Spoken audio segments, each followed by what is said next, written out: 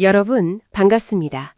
오늘은 초중등 교육으로 학력이 낮아 어린 나이에 맨손으로 일을 시작했지만 훗날 거대한 고급 갑옷 체인을 일궈낸 한 남자의 사주를 한치의 오차도 없이 완벽하게 해부해 보겠습니다. 먼저 사주의 세력을 보겠습니다.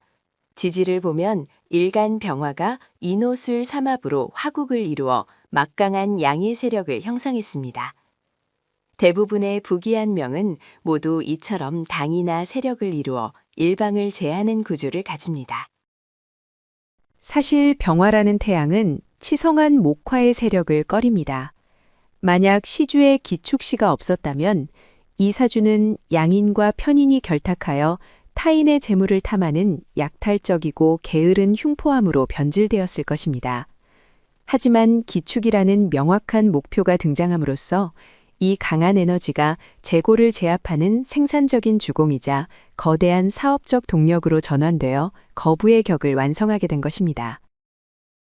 원국이 온통 양인데 기토상관이 축토 재고를 차고 앉은 기축시를 만난 것은 거대한 재물을 내 몸 아래에 둔 것과 같습니다. 맹파에서는 식상이 재성을 차고 있을 때 부의 등급이 매우 크다고 보며 기축 그 자체를 핵심적인 거대한 재물로 간주합니다. 강력한 양의 세력이 술토를 활용해 축술형으로 축토 재고를 제하고 열어 젖힘으로써 엄청난 거부의 그릇을 형성합니다. 직업의 상을 볼까요? 목화가 단국을 형성하고 죽은 나무인 사목이 왕성한 활을 생하는 구조는 나무를 잘라 사목으로 활용한다는 의미입니다.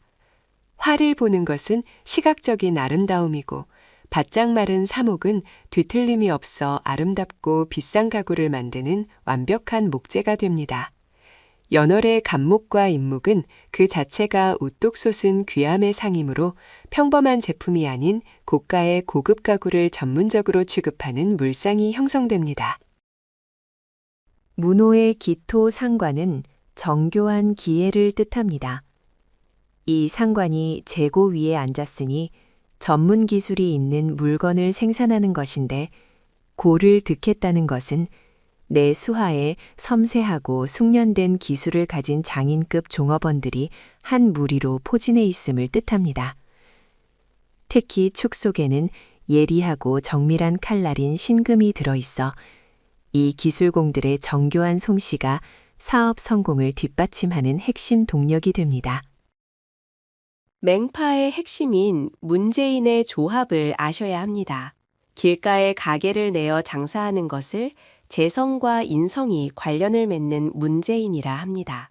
시주 문호에 있는 기축 상관재고가 그 자체로 거대한 재물이 되며 점포나 공장을 뜻하는 연월의 인성 갑목과 갑기합으로 긴밀히 관련을 맺습니다. 식상 재물이 인성과 합을 하니 자기가 직접 투자해 상점을 열려는 의사이며 길가에 버젓이 점포를 열어 대규모 장사를 하는 상이 완벽히 그려집니다. 게다가 갑계합은 방대함을 뜻하여 아주 큰 규모를 형성합니다. 연월에 위치한 높은 기운인 갑목본사가 시주의 낮은 기운인 기토지점과 합을 하는 형상은 에너지가 뻗어나가는 전파의 상을 나타냅니다. 시주의 기토상관이 두 개의 갑목인성과 각각 합을 하고 지지에서도 인축 암합으로 연결되니 사업이 하나에 머물지 않고 여러 지역으로 세력을 넓혀가는 전형적인 체인점 형태의 대규모 가구 사업상이 명확합니다. 성격은 어떨까요? 팔자의 병화가 왕성하고 대부분 양인데 오직 축만이 음입니다. 병화는 불길이 너무 왕한 것을 두려워하니 이 사람은 성질이 급하여 남과 의논하지 않고 독단적으로 행동합니다. 화가 치성하고 비겁과 상관의 세력이 당해 매우 과격하고 불같은 추진력이 있으며 남성적이고 담대하게 일을 처리합니다. 또한 시의 상관이 떨어져 있고 인성과 합하여 두뇌 회전이 아주 빠르며 일 처리에 망설임이 없습니다. 하지만 이 사주의 무서운 융통성은 돈을 벌 때 나타납니다. 콧대 높은 병화가 가장 낮은 곳으로 임하는 만국의 기운인 기토를 보았기 때문입니다. 평소에 강한 자존심과 과격함과는 별개로 입찰이나 거대한 계약 등 실질적인 이권을 챙길 때는 기꺼이 고개를 숙여 실리를 완벽히 취할 줄 아는 아주 영리한 사업가적 면모를 갖추고 있습니다. 부인과의 관계를 보겠습니다.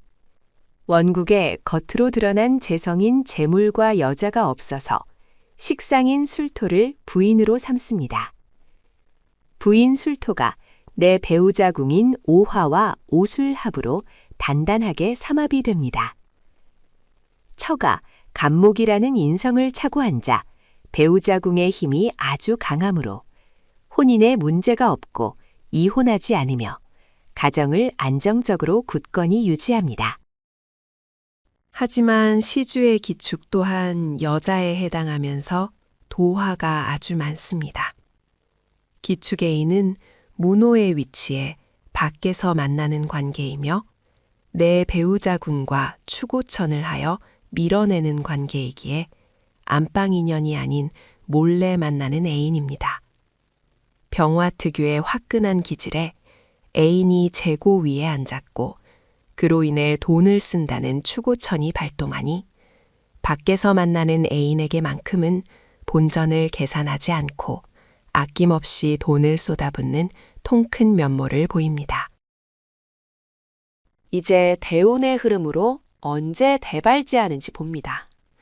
원국의 술토가 대운에서 축을 제하거나 제압된 축의 출현을 기뻐하는데 22세의 정축대운에 드디어 재고가 등장합니다. 하지만 전반기 정운에는 병화일간이 몹시거리는 겁재, 즉 다른 사람이 재고를 차고 들어와 주도권을 줍니다. 그래서 2000년경 경진년 이전까지는 내 장사가 아닌 다른 사람 밑에서 가구 판매업을 하며 실력을 쌓고 남을 도와 돈을 벌었습니다. 또한 이 정축대운에 결혼도 합니다. 대운의 축토가 처성인 술토의 창고를 축술형으로 열어줌으로써 닫혀있던 배우자의 인연이 밖으로 드러나는 결혼의 은기가 형성된 것입니다. 결혼은 앞서 말했듯 비교적 안정적이지만 동시에 문호인 기축이 배우자 군과 추구천을 맺고 있으니 밖으로 또 다른 애인을 두는 복잡한 이성관계의 상이 이 시기에 확연히 나타나게 됩니다.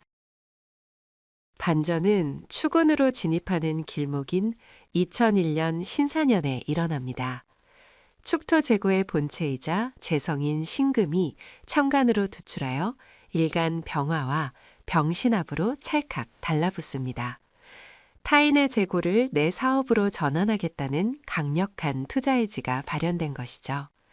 동시에 병화의 록인 사화가 원국의 술토를 움직여 축술형으로 재고를 여는 주공을 실현합니다. 타인의 영역에 있던 거대한 재물을 완전히 확보해 자기가 직접 심천에 대리점을 열고 본격적으로 거부의 길로 대발하게 됩니다. 32세 무인대운입니다.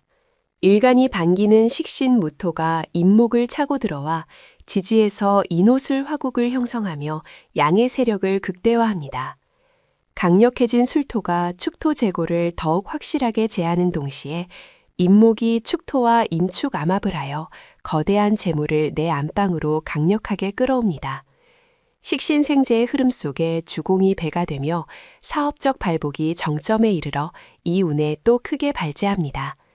단 세력이 지나치게 치우쳐 정축운만큼의 정교한 효율은 다소 떨어집니다. 42세의 기묘대운의 전반기인 기대운도 매우 좋았습니다. 대규모 체인 사업 확장을 상징하는 갑기압의 확실한 은기가 도래했기 때문입니다. 천간의 기토가 연월의 간목과 합을 단단히 유지하므로 사업의 근간에 큰 흔들림 없이 대규모 체인점들을 아주 성공적으로 유지하며 발복했습니다. 하지만 기묘대운의 후반기, 묘운에 이르러 결국 가게를 접게 됩니다. 인성묘목이 들어와 재고를 열어야 할 식신술토를 묘술합으로 꽁꽁 묶어버리고 일지의 오화를 묘호파로 공격하여 원국의 주공을 심각하게 방해했기 때문입니다. 자기가 인성에게 팔을 당하여 행운이 불리해진 것입니다. 결국 이때 운영하던 가게들을 정리하고 인성과 식신이 합을 하는 부동산의 상에 따라 땅을 사러 다니는 등 사업의 형태가 바뀌게 됩니다. 지금까지 맹파명리의 정교한 작용력과 십신의 깊은 이치를 통해 맨손으로 시작해 거대한 불을 거머쥔 사주의 비밀을 철저히 해부해 보았습니다. 사주의 진면목을 꿰뚫는 명쾌한 해설. 흥미로우셨나요? 잊지 마시고 구독과 좋아요를 눌러주시면 다음 시간에도 더 깊고 날카로운 명품 통변으로 찾아뵙겠습니다. 감사합니다.